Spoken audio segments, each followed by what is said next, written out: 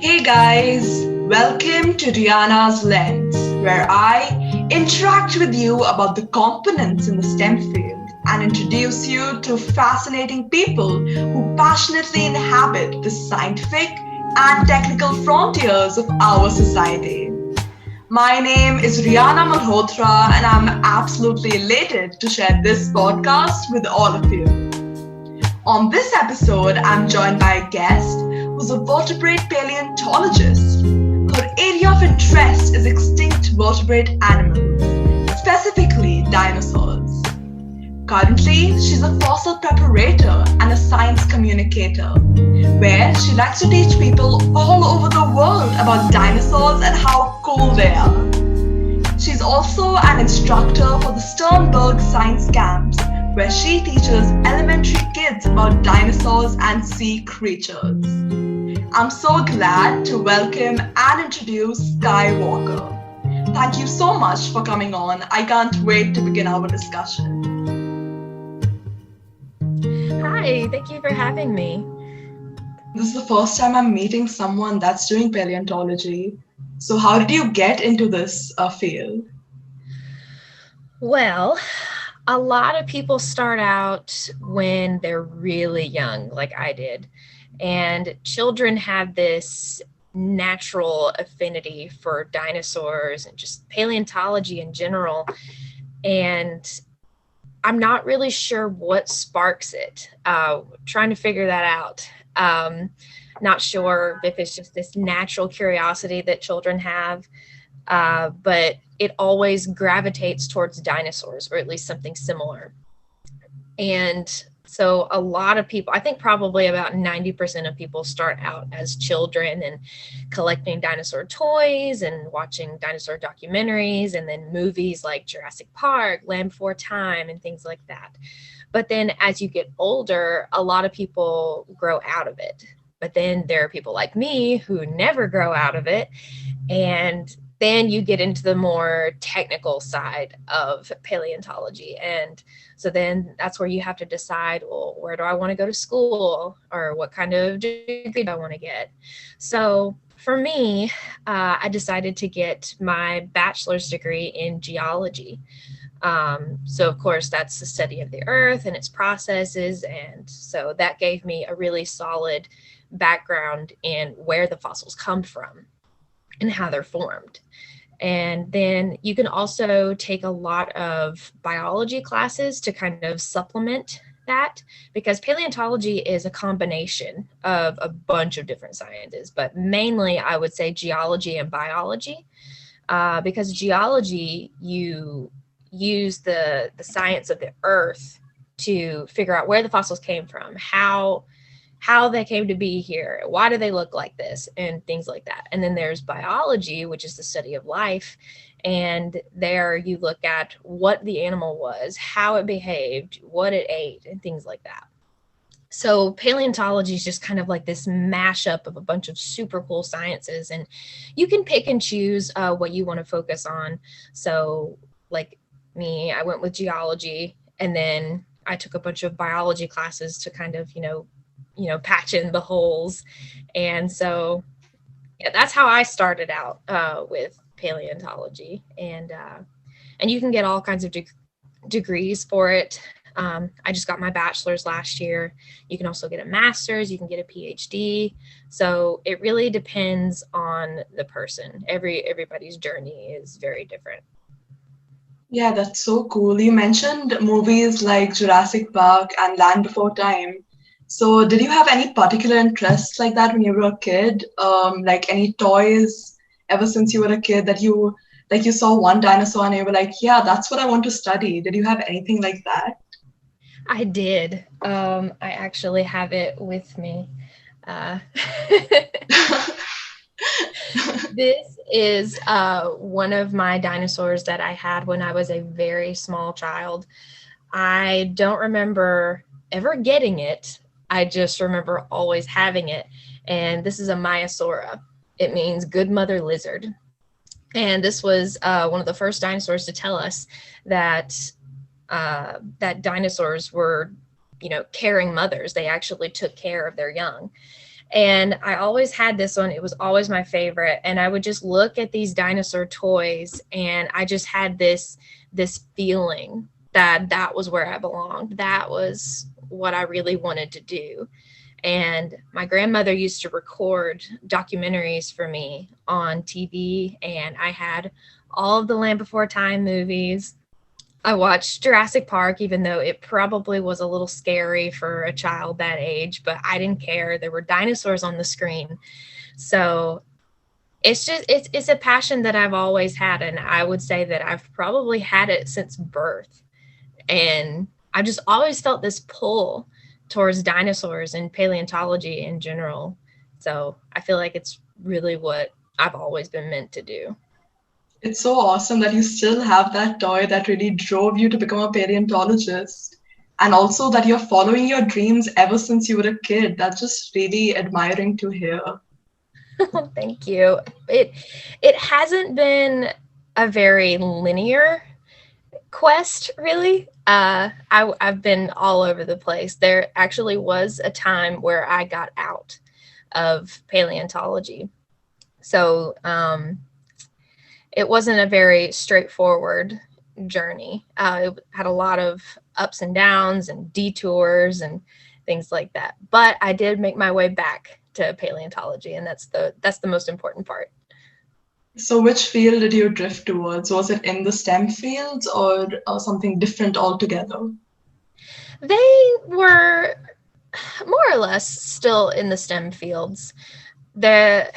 A lot of people tried to discourage me from paleontology. Not to be mean or anything. It's not like I was bullied out of it or anything. But it got to a point where I was older and I was choosing, which university to go to and what degree to get specifically. I was still figuring everything out. And there were people who told me, well, why would you want to do that? Why would you want to get a job like that? There's no more dinosaurs to dig up, and it doesn't make a lot of money. How are you going to find a job? And there were just all these complicated questions. And at the time, it sounded like fair questions, because those are things that you have to consider. But I let them discourage me. And then I said, well, maybe they're right. Maybe I should find some other options. I can still be passionate about paleontology without actually being in it. So I went all over the place. Actually, I got a scholarship to a community college for theater. So acting and stage performance and things like that. And it was fun. It really was. I enjoyed it very much. And it's definitely another passion in life. So for a while, I was going to be an actor. And so that I know that's drastically different from being a paleontologist, but it was fun. And it was a very important part of my life. And then, I decided, I don't know if I want to do this for the rest of my life either. I mean, for fun, sure, but maybe not as a career. And so then I considered being a nurse for a while, and I considered being a psychologist, a therapist. So I kind of bounced back and forth between a couple of different things. And eventually I just got so frustrated not knowing what I wanted to do. And so I was sitting there one night and I was really thinking about it. And I was reminded that, I've always loved dinosaurs. For the longest time, I wanted to be a paleontologist. So why not do that? I always find myself going back to it. So why not just go for it? Who cares if it doesn't make a lot of money? It makes me happy. It's what I want to do. So why not just go for it? So I did some more research, and I found out that Auburn University here in Alabama had an amazing geology department. So I applied immediately and I got in, and then I started my undergraduate degree. And on my first day of my undergraduate career, I saw a cast of a T-Rex skull named Stan, and I immediately took it as a good sign. And I saw Stan almost every day of my undergrad. And so it's like that T-Rex helped me get through my undergraduate career. So he's like a symbol of hope for me. And it worked out. It worked out really well, even though I took a few detours along the way. Yeah, even though the detours were part of huge spectrums, but still your desire to become a paleontologist brought you back to it. And of course, Stan helped you through your undergrad. So let's all hope we find a Stan in our lives to help us get through our lives. Yes, Stan is a very special dinosaur. On on days where I had an exam or a quiz or just anything complicated going on that day, I would walk through the halls of the geology department, and Stan was always right there, and just kind of, put my hand on his skull. And there was this legend about Stan at the university where if you showed up after midnight and you go up to Stan, he would speak to you somehow. That never happened to me, but still, Stan is still very special. So I was very glad to have him as inspiration every day. Yeah, that's so cool. What does a day in your life as a paleontologist usually look like? Well, that is part of what I like about being a paleontologist so much, is that there really is no typical day. Of course, you do have some repetitive days and routines and things like that, but there's always something different going on. So I have kind of a wide range of things that I do all the time. And so as a fossil preparator, a lot of my time is spent in a lab. I call it the bone room because we have a bunch of different specimens in there at the same time. They're all cataloged and on shelves. And so it's just really nice to sit in there and have all those bones there, and you know what they are. And so it's kind of like you're sitting with those prehistoric creatures, and it's a really cool feeling. So a lot of my time is sitting at this station that I have set up in the middle of the room. It's a table, and I have my big block of fossils just in their matrix still, and it's cut open. We have to saw them open most of the time because they're very, very tough. And a lot of the time I just sit there for hours and hours just working to get the fossils out of the matrix. And then there are other days where the collection needs cleaning or organizing. So it's me on this ladder on wheels, just kind of going from drawer to drawer, making sure everything's in order, making sure everything's clean. Their catalog numbers match, and all the specimens that are there are supposed to be there. And then there are days where we give tours to visitors. So some days we have maybe like a small class of school children come in, and we have a bunch of fossils already laid out for people to be able to see and touch.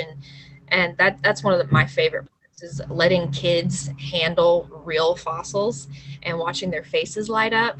So I love that part. And then during the summer, our museum also has summer camps for kids.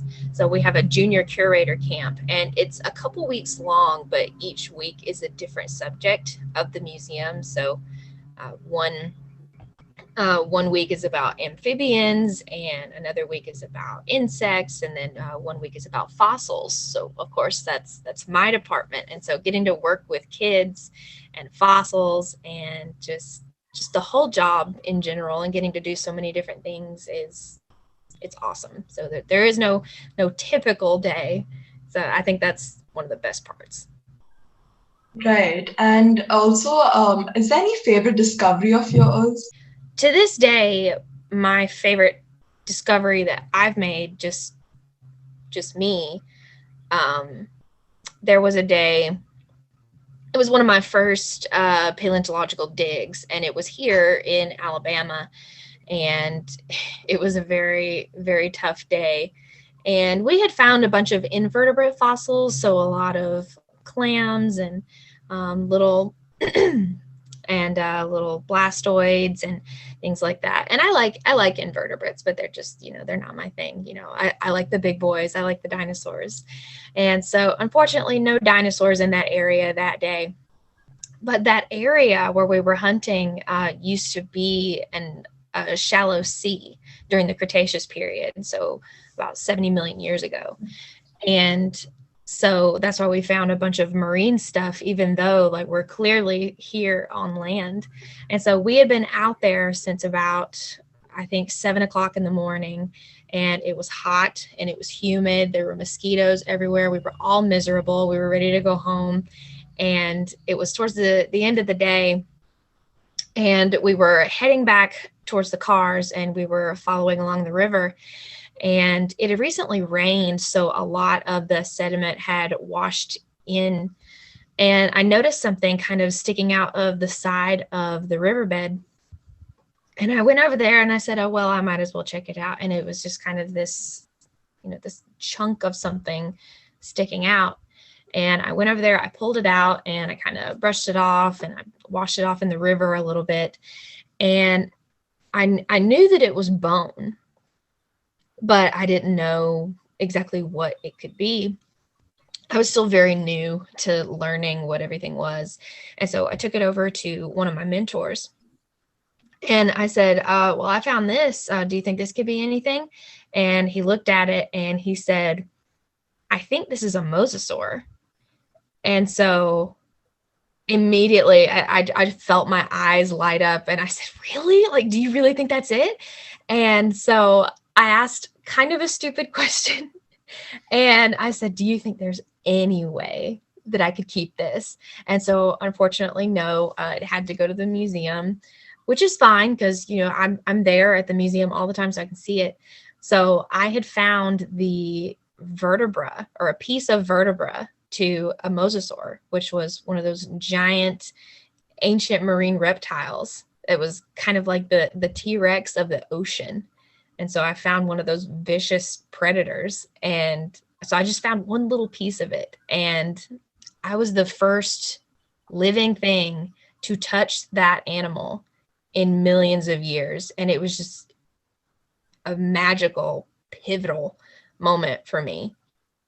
And it's just, I still tell that story to people, and it's probably my favorite one.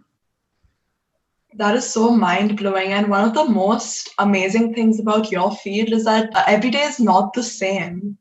Like, you can find a new discovery like every single day, and everything would be a shock for you because you can possibly be the first person to touch a dinosaur after like millions of years, like you mentioned. So that's so cool. Yes, it is. And one of the cool things about working in paleontology collections, a lot of preparators and collections managers, curators, they're usually the ones that make the biggest discoveries about things. Because right now, actually at my museum, we have some dinosaur material that hasn't been described yet. So there's always a possibility that it could be something new, something that we've never seen before. So there's just endless opportunities and chances that we could discover something new. And it's just that air of mystery, I think, that really pulls us in. And that's what science is all about, is the potential for new discovery. And it's awesome to be a part of that. Right. And also now throughout the years, technology is advancing. So has there been any changes in the way you find out or discover fossils? Not me personally. Thanks to COVID-19, I was not able to go out in the field at all this year or last year. So I've definitely been missing that. And my time in the lab has been limited as well. But yeah, there have been so many technological advancements as far as that goes. 3D printing is huge right now. I have some very close friends who are expert 3D printers, and they're using it for science communication. They're using it to make models for their research papers. And a lot of collections in museums are going digital now. So things are being uploaded virtually. So everybody in the world can have access to those fossils. And so things are being digitized so that researchers all over the world don't have to fly in from a different country just to see that fossil. They can see it on their computer as if they were looking at it right in front of them. And I think that's amazing. That's a huge step in our advancement and making it available for everybody, because science isn't just for scientists. Everybody should have access to these things. Everybody should have the chance to learn about these things. So it's awesome. And I'm really impressed with how far things have come. Right. Even though everything's digitalized, did you ever get a chance to go to some place new where you could discover fossils throughout your experience? Not too much recently. I have been to some new museums recently that I had never been to before, and I've gotten to see some dinosaurs that I've never seen in person before.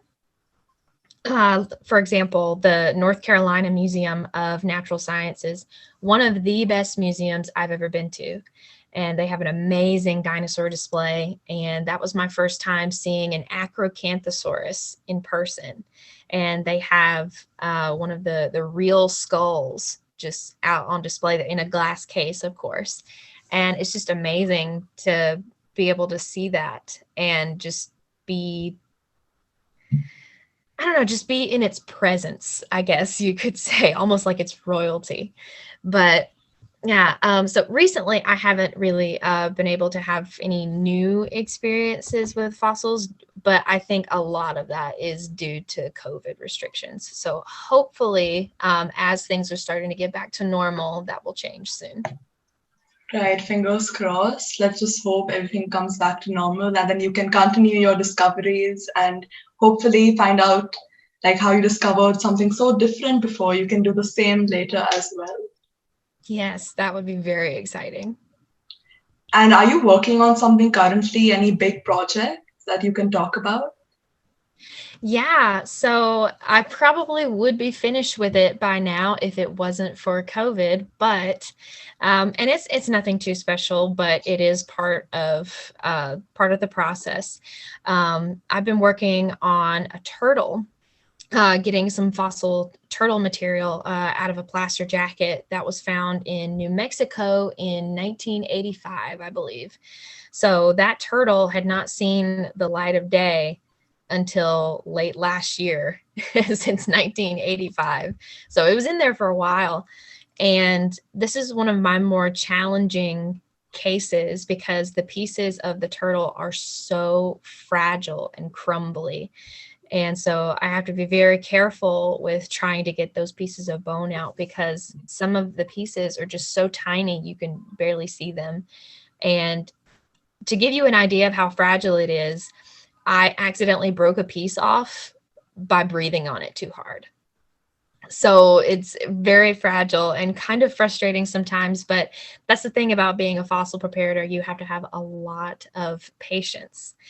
So I've been working on that for a while and just I'm looking at it from like the bottom of the turtle shell facing up. And so I'm going around the turtle shell and kind of going up underneath it and making a pedestal for it to sit on. And even though it is pretty fragile, we're actually not sure if we're going to take it fully out of the rock just yet. But we do at least want to make it more visible and maybe put it on display, at least because, we have that section of fossils for kids to come in and look at and people to see out on the table. So we might have that as part of that and just kind of take a look at what the fossil prep process is like. So we're still working on that. As for other projects, well, right now, I consider it a project. I'm an instructor for the Sternberg Science Camps with the Sternberg Museum of Natural History. And this is my first time actually being able to teach children almost like a course.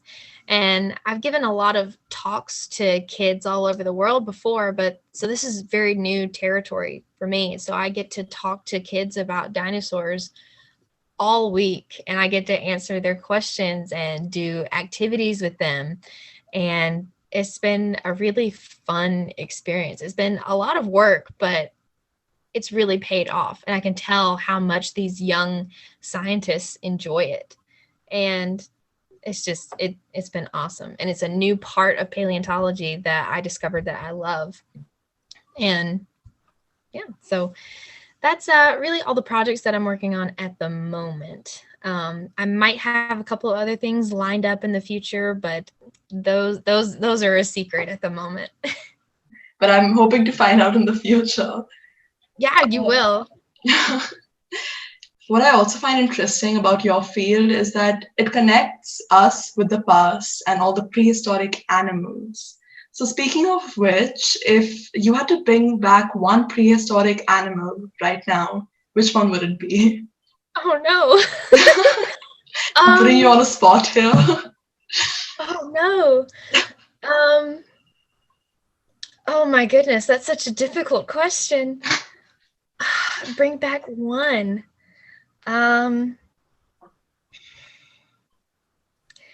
Well, as a quick answer, I'm going to say maybe some type of hadrosaur dinosaur, because I wouldn't want to bring anything super dangerous back like the T-Rex, because obviously that would upset a few people, and we'd have a real life Jurassic Park situation on our hands.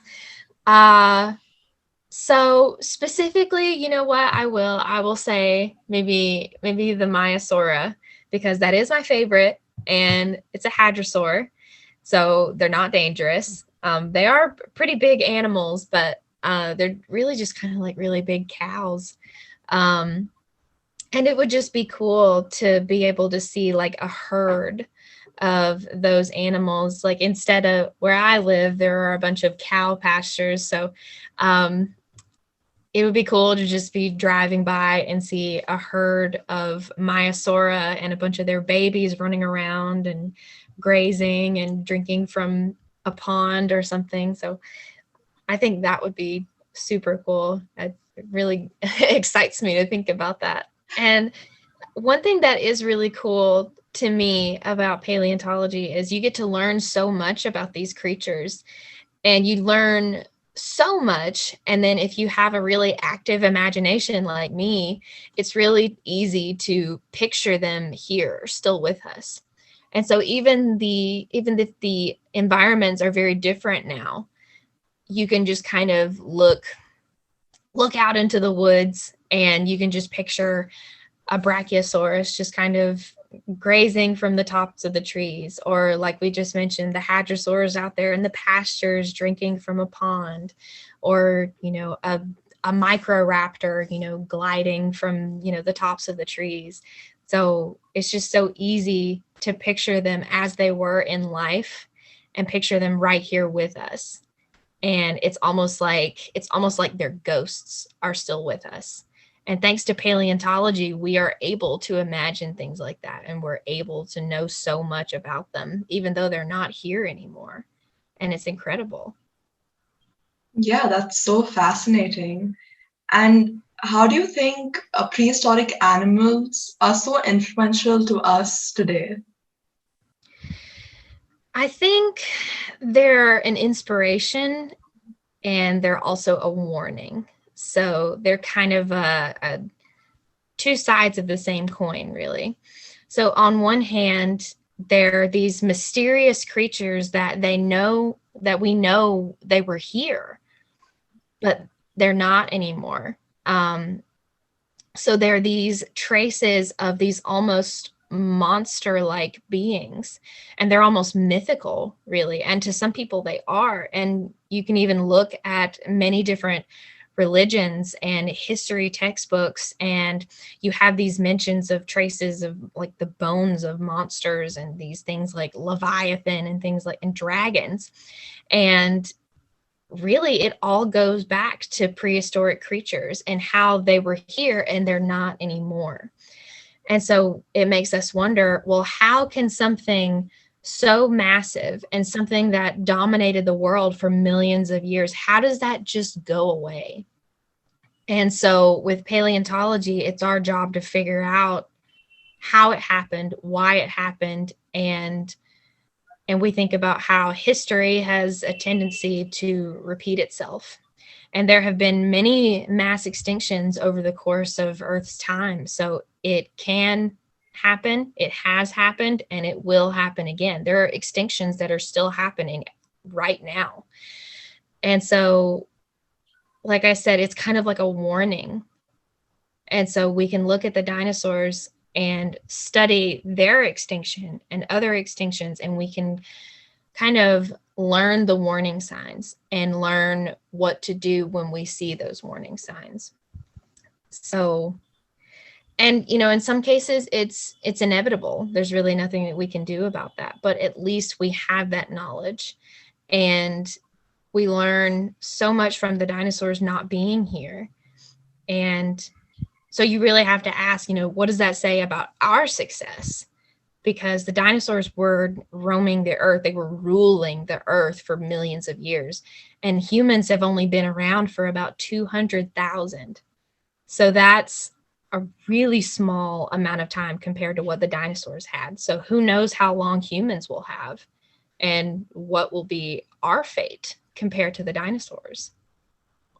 Yeah, when you talk about this, I'm immediately interested. Like, I definitely want to know more about what exactly happened to dinosaurs. How did the entire population wipe out after like a few million years? And how much time do we have? So many questions that were going in my mind when you're talking about this. It's Yeah, really and that's interesting. it is. And it's like I said, it's inspiring, and yet it's also scary and sad to think about, because you look at these dinosaurs and they're so awesome, and sometimes it makes me sad that they're not here anymore, just to think about what happened to them.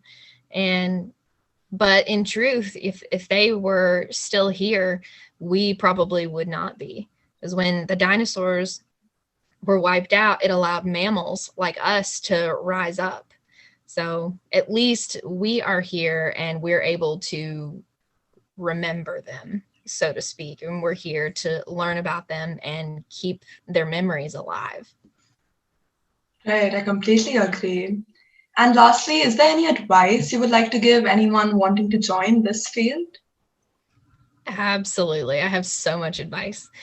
One of the first things I always tell people is, if you want to get into paleontology, definitely find a local museum that has some kind of paleontology collection. They don't have to have a lot of dinosaurs or anything. It would be cool if they had dinosaurs, but like the museum that I first started volunteering at, they had a little bit of dinosaur material, but still, I wanted to start somewhere. So definitely volunteer with a local museum. See if you can help out maybe with the collections management. See if you can maybe get some fossil prep experience.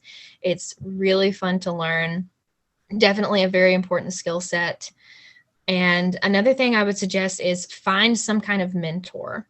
And said mentor does not even have to be a paleontologist. It just has to be a figure that you look up to, and somebody that can recognize your potential, somebody that will encourage your passion for what you want to do. And you never know, that mentor could probably open up so many doors for you and introduce you to so many different things. I've had many mentors over my career, and they've opened many doors for me. They've inspired me, and they've done so much for me. And I don't even know if I would be in the position that I'm in today without them. So it's very important. And then another thing, just kind of learning from my mistakes. I would tell people, please do not let anybody discourage you from what you want to do. Don't choose something for the money. Choose it because you love it. Choose it because you want to do it. Because if you don't, there might be a day where you wake up and you realize that you just don't want to get out of bed and go do what you're doing because of the money. In the end, you will be a lot happier, and in the long run, a lot more successful if you wake up wanting to get to work. You want to start the day because you're doing what you love. You're doing something awesome, something that really represents you. So it's really important to choose your happiness over the things that other people say. Yes, of course. That's some really great advice. I would definitely keep that in mind. And I'm sure even the audience listening to this should keep this in their mind that you should always follow your dreams and not focus on the money or something that will help you in the long run, basically. You shouldn't get bored of what you're doing. Well, that's Exactly. it for today. Thank you so much for coming on. And thank you for taking out your time and discussing this topic with me. And I'm sure many listeners would also be interested in this field now. So thank you. And to let all of you know, this podcast is now available on YouTube, Spotify, Apple Podcasts, RadioPublic, Google Podcasts, and PocketCast. Make sure you subscribe to all listening platforms and stay tuned for more.